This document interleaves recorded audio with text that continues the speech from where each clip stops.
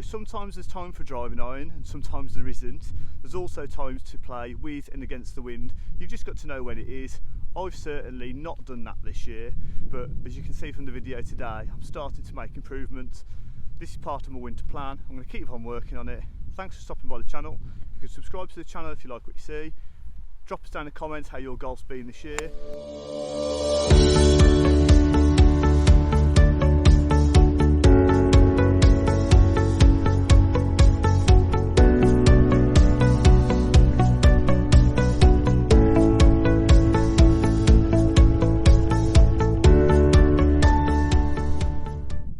I've found this year is I get myself into, when I do get myself into good position and I'm not hit a bad drive, that my dispersion is not too bad, but to misjudge the distance.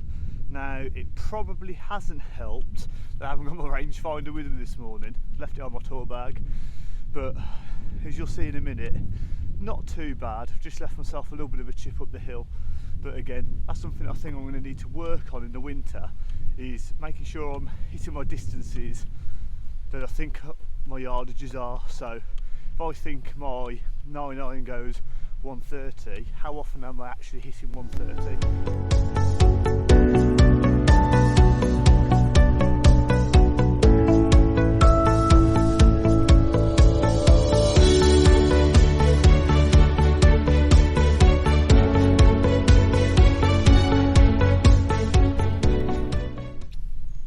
Cheeky little save of par, but it was a bit of a scrappy chip, a bit steep, and I just managed to catch it quite well, so maybe got out of jail there. But first putt with the blackjack putter, and it doesn't fail to disappoint. Single putt, held it for par. Hopefully that's a sign of things to come. Absolutely love the way my PXG blackjack putter is lining up. I think that hope and pray it's a good putting season next season. I'm going to put the work in over the winter, and if they stay on good greens. If they go to temporary greens, then I'm going to put that putter in the garage, because I'm not going to try and ruin this stroke.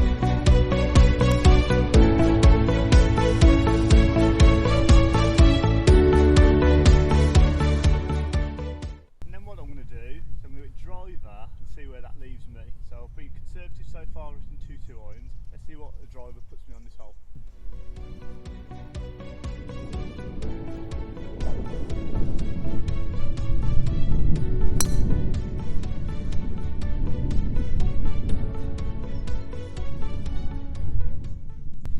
So this is my 2 iron off the tee, so gone pretty well, you'll agree.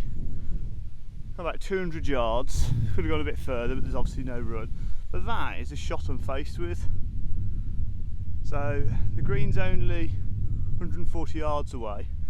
I've got a letterbox to go through, or I've got to try and hit a really high slinging, cutting shot, and there's a bit of wind against as well, so that shot's not really on either. Lie isn't too bad, but as you can see, it's not exactly sitting up either. I'm going to go for this shot that I shouldn't go for. I'm going to try and punch a 2 iron through the rough, under the trees, on the green.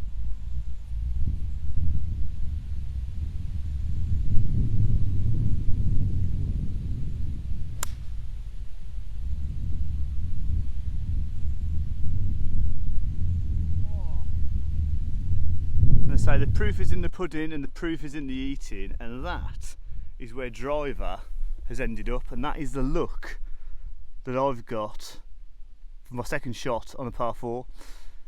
So as you can see, it's not always as clear cut as, oh yeah, just hit an iron, get in play. Getting an iron, getting in play is a harder shot on our 3rd hole here.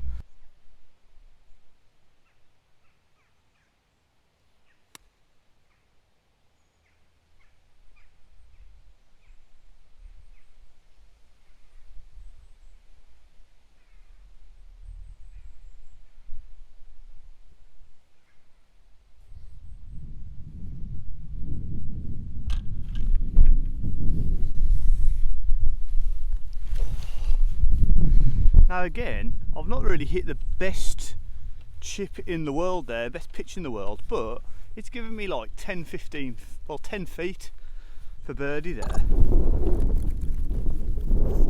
and looks like I've narrowly escaped the trees. I've missed certain death by having absolutely no shot at all, and I have overshot the green. To liken it to that poker theory, I've absolutely gambled on the flop and hope that I've got the right cards, my luck's in. As it is on this occasion, my luck is in, but again,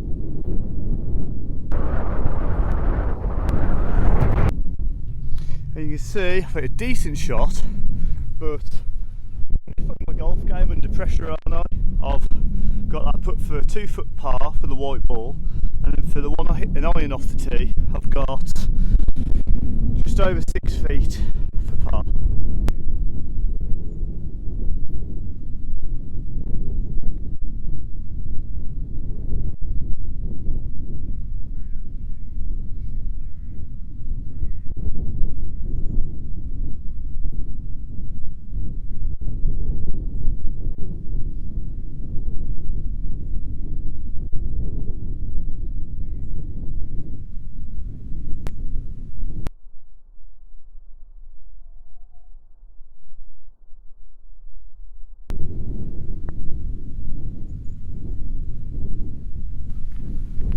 Now, I thought as the second ball was rolling in with the iron tee shot for par, I was going to eat humble pie.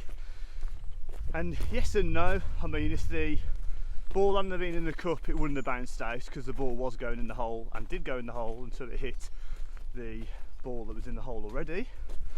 But also, that shows you kind of the rub of the green and what can happen. You can play a good recovery shot, you can play a good roll, and you might hit a hollow tine on the green, it might clip the flag, it might hit one of those squeegees that they've used for COVID, and you might find that where you should have had a par, you've had a bogey, and because of a poor decision off the tee, you've missed your opportunity to even have a chance at birdie.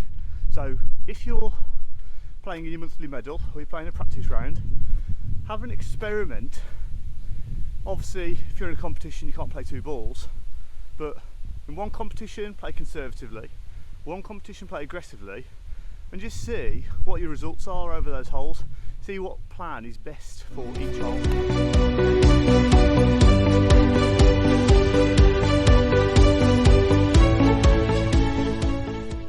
And just because you aim straight in the middle of the green and you've got a good dispersion, you're going to hit the green, don't try and cut it into the wind and try and hold it off. When the wind's strong and the wind is blowing the flags, realistically you're better off just aiming right of target or left of target where you would normally aim, and just let the ball move on the wind. Stop trying to fight it, it ain't going to help you. And so you can see here, come up a little bit short because the wind was hurting a little bit, but still made the putting surface, and again got 2 putts for par.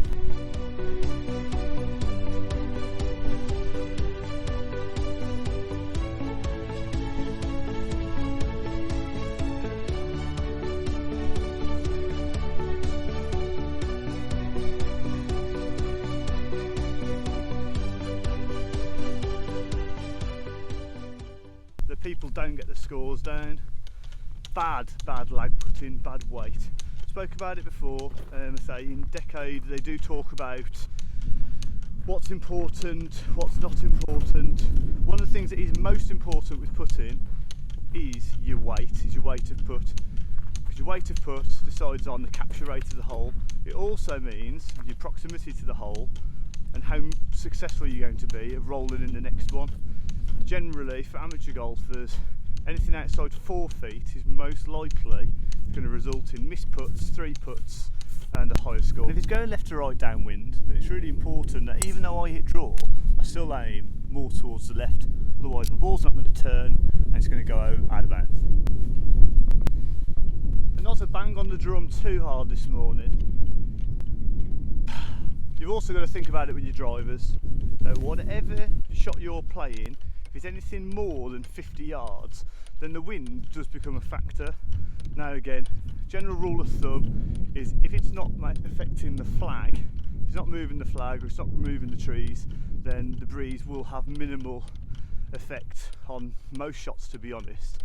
But if the flag is starting to sway and is starting to move and the trees are starting to sway, that's when you need to start paying attention to the wind. And again, only the best players in the world would ever try and hold into the wind for certain shots.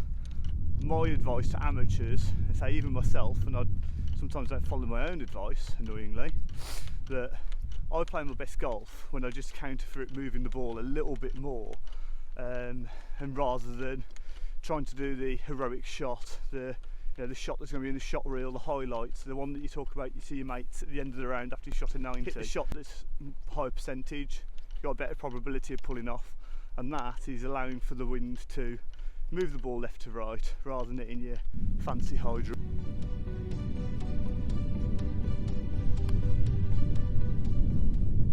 I'd love to be able to tell you I fatted it for the purpose of the video, and of course did. It illustrates a point though. If you are too far back and you hit a heavy shot, you're going to be absolutely miles and miles and miles away.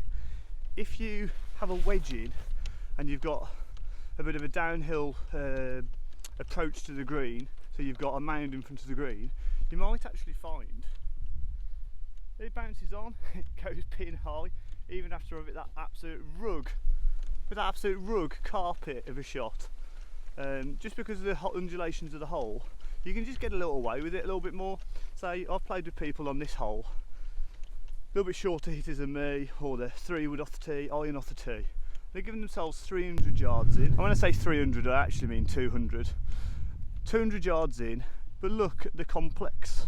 You've got, it's all short around the green, it all kicks over the back, we'll raise it a little bit higher. And on the right hand side of the green, it's just dead.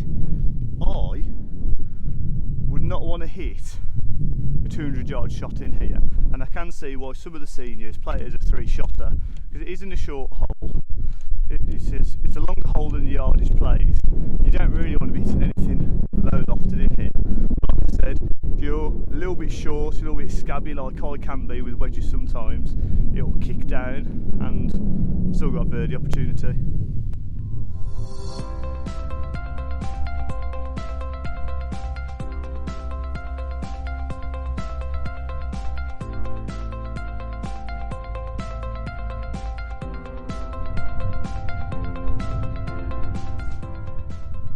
So that's it for that video. I'm going to wrap up now because it's starting to rain. Don't want to damage the microphone.